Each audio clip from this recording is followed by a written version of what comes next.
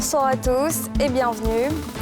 Plus de 80 lauréats du prix d'excellence 2021 récompensés au Palais présidentiel ce vendredi. Ils ont reçu chacun une enveloppe de 10 millions de francs CFA pour leur contribution au rayonnement de la Côte d'Ivoire. L'autorité pour la mobilité urbaine dans le Grand Abidjan sur le terrain ce vendredi avec un nouveau théâtre d'opération. La commune de Yopougon, plusieurs établissements de fortune rasés en raison de leur nuisance à la fluidité du trafic routier. Et puis 48 heures après leur mouvement de rue, les docteurs chômeurs ont été reçus par le ministre de l'Enseignement supérieur. De nouvelles dispositions ont été annoncées pour apaiser les tensions.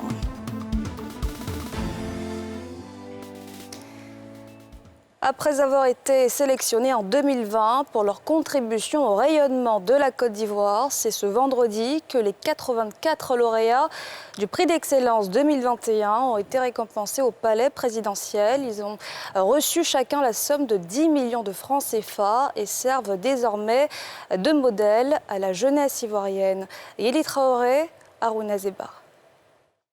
Ce sont 84 lauréats qui ont reçu ce vendredi leur récompense au Palais de la Présidence en présence du chef de l'État Alassane Ouattara et de la Première Dame. Cette édition 2021 est particulière dans la mesure où elle va reconduire les lauréats de l'édition 2020, auxquels vont s'ajouter les lauréats du secteur éducation et formation sélectionnés au terme des examens de l'année scolaire 2020-2021. La cuvée 2021 de la Journée de l'Excellence a couronné des lauréats issus des armées, de la diplomatie, de l'administration territoriale, mais également de la société civile et de l'école. Je me sens très honorée et puis je suis aussi contente parce que je me dis que nos efforts ont payé parce qu'on a obtenu différentes récompenses. Moi, je suis très honorée, très fière. Je me dis que dans la vie, quand on travaille, ça paie et je suis très heureuse.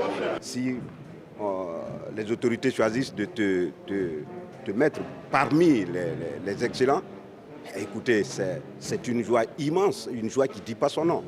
Donc ça incite en même temps au travail. C'est pour moi une joie, je dis merci au Seigneur, merci au président de la République et à son épouse, merci à tous mes membres qui m'ont soutenu depuis des années et aux femmes aujourd'hui qui ont adhéré, qui ont su qu'aujourd'hui il faut se faire dépister pour être sauvé si on découvre très tôt que vous avez le cancer. Le président de la République, initiateur de ce prix, rendant hommage au mérite, a félicité les lauréats tout en les encourageant à davantage d'efforts. Chers lauréats, vous êtes des modèles. Oui, des modèles pour vos collègues, vos amis, vos familles et plus généralement pour l'ensemble de nos concitoyens. Vous devez en être fiers. Afin de le demeurer, vous devez continuer à travailler avec acharnement et abnégation, dans un esprit de rigueur et de probité, et je vous y encourage fortement, et je sais que c'est bien cela votre ambition. Je profite de l'occasion pour exhorter notre jeunesse et toutes les forces vives de notre nation à promouvoir l'excellence et à hisser encore plus haut le drapeau de la Côte d'Ivoire. Les municipalités n'ont pas été oubliées dans cette cérémonie de remise de prix.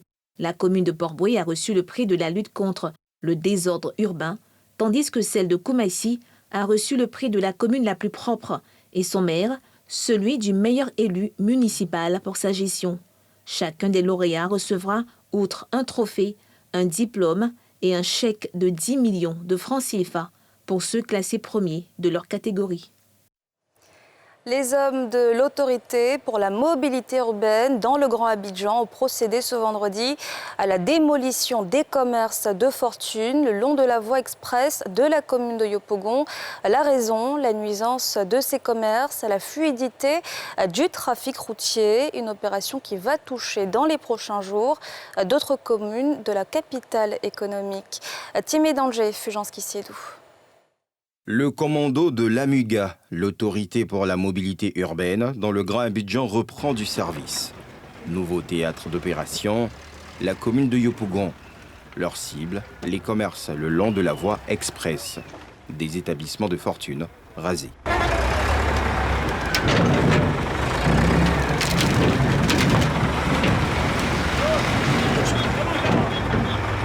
À la manœuvre, les hommes de la brigade verte, appuyés d'agents des forces de sécurité, ceinturent plusieurs artères, dont le carrefour Sable.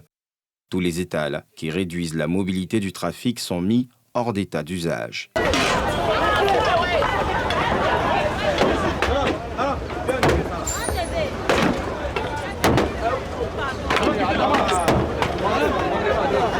À la tête du commando, le superviseur de l'opération du jour fait des précisions. Les embouteillages sont en partie dus aux mauvaises manœuvres dans les carrefours, aux problèmes de stationnement aussi à l'approche de ces carrefours-là.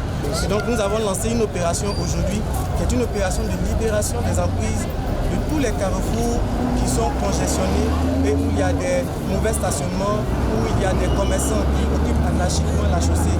Et cela crée des congestions. Et donc c'est cette opération que nous lançons aujourd'hui au premier pont de Yopougon. Ils ont eu des mises en demeure et les mises en demeure même sont échues depuis un certain temps. Et nous sommes revenus sur le terrain et aujourd'hui nous procédons effectivement à la libération de ces emprises-là. Outre les obstacles à la fluidité du trafic routier, cette opération traite la problématique de la salubrité urbaine avec la saisine des sachets plastiques non biodégradables, dont la production et la commercialisation sont interdites. Installée en Côte d'Ivoire depuis 1991, la mission Save the Children célèbre ses 30 ans d'engagement en Côte d'Ivoire, l'occasion de faire le bilan et de présenter les actions de l'Organisation pour les droits de l'enfant dans le pays. Nadja Elja, Mathurin Badé. Journée portes ouvertes de l'ONG internationale Save the Children pour marquer ses 30 ans de présence en Côte d'Ivoire. Pour le grand public, les différents domaines d'intervention de l'organisation ont été présentés. Parmi eux, le secteur de la santé, avec la mise en place d'un programme de lutte contre le paludisme depuis 2016.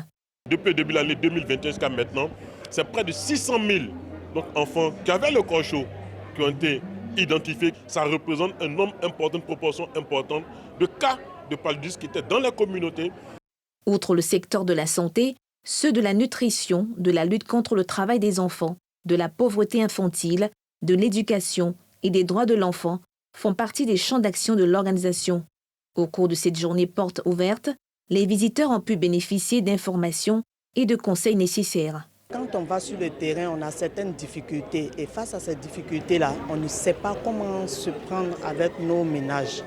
Donc nous sommes arrivés pour voir aussi exposer les difficultés que nous rencontrons sur le terrain et puis essayer aussi de voir quels conseils, quelle approche on devait avoir avec nos ménages. C'est une occasion formidable de voir comment est-ce qu'à travers les différentes activités, ils impactent la vie des communautés en Côte d'Ivoire. Mais aussi pour nous, c'est une opportunité de voir quelles sont les synergies possibles, comment nous pouvons capitaliser ce que Save the Children fait en Côte d'Ivoire et ce que APSI fait. En 3 décennies, l'ONG se réjouit des actions menées pour la protection de la petite enfance. Notre ancrage communautaire, c'est vraiment notre force et notre différence ici en Côte d'Ivoire. Nous contribuons à la mise en place de toutes les stratégies nationales dans les domaines des droits de l'enfant en Côte d'Ivoire. Au niveau communautaire, par exemple dans l'éducation, nous construisons des salles de classe et nous contribuons à rattraper l'école des enfants qui sont en retard de scolarisation à travers les écoles passerelles par exemple. Au niveau international, l'organisation Save the Children comptabilise plus de 100 ans d'existence et est implantée dans 120 pays. En 2020, elle a pris en charge plus d'1,3 million d'enfants en Côte d'Ivoire. L'Office ivoirien des sports scolaires et universitaires invite les partenaires publics et privés à se mobiliser pour accompagner l'OASU dans sa mission, une mission qui est de promouvoir le sport en milieu scolaire. Brice Niawa, Mathurin Badé.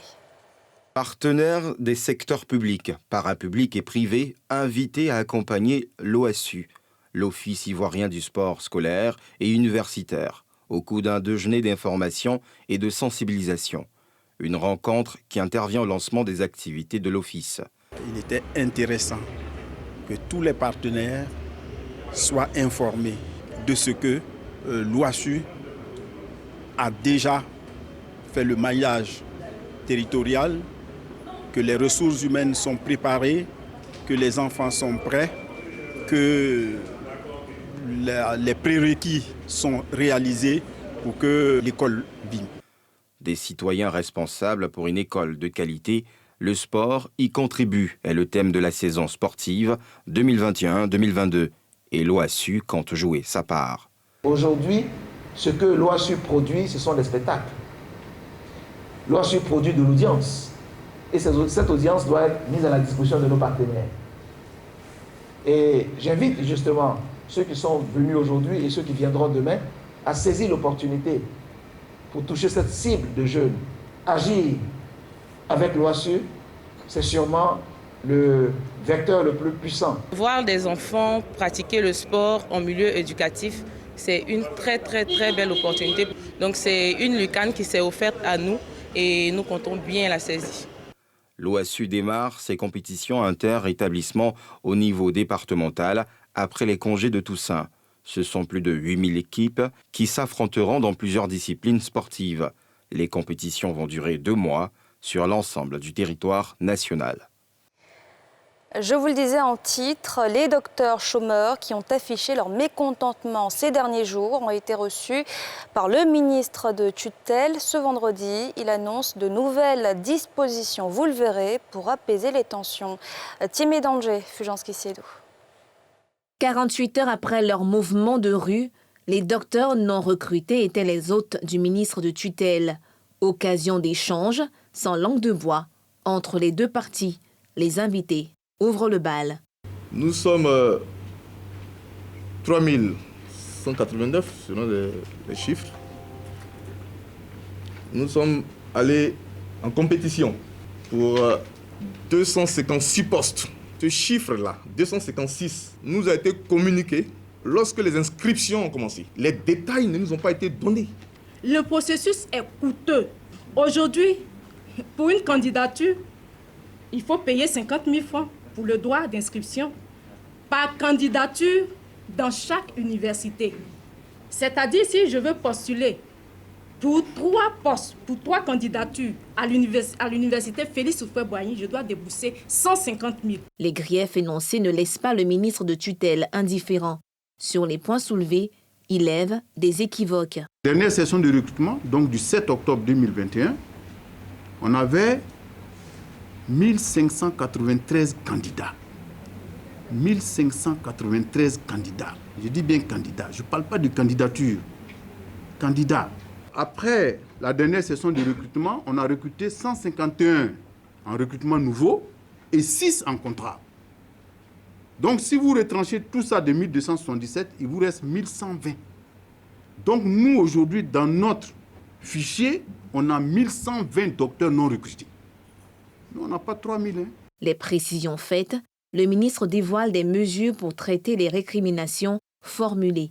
Mieux, le gouvernement, qui n'élude pas la question, va ouvrir une nouvelle session de recrutement dans le courant premier trimestre 2022. Vous avez 450 postes qui seront ouverts bientôt.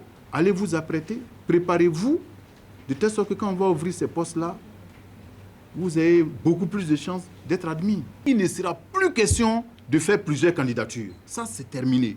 Un candidat, une seule candidature, dont vous payez une seule fois et vous fournissez un seul dossier. Il n'est plus question d'aller faire Korogo, Bouaké, Kokodi. Ça, c'est terminé. Professeur Adama Diawara est par ailleurs formel. La belligérance n'est pas la solution aux préoccupations évoquées. Pour les traiter, il suggère des voies en lien avec les contraintes de masse salariale. Quand vous voyez que vous avez 34 000 qui sortent du système et vous n'avez que 9 900 postes disponibles dans les secteurs modernes, et le reste, qu'est-ce qu'on fait? Le reste, qu'est-ce qu'on fait? Mais donc, s'il n'y a pas une partie qui va dans l'auto-emploi, vous ne pourrez jamais résoudre ce problème. Cette rencontre a eu l'effet de baisser la tension entre le ministre et ses hôtes, qui ont eu des réponses à plusieurs préoccupations au cœur de leur mécontentement. Et c'est la fin de ce journal. Merci de l'avoir suivi. Restez avec nous dans un instant. Livy Desrochaux, excellente suite de programmes sur la nouvelle chaîne ivoirienne.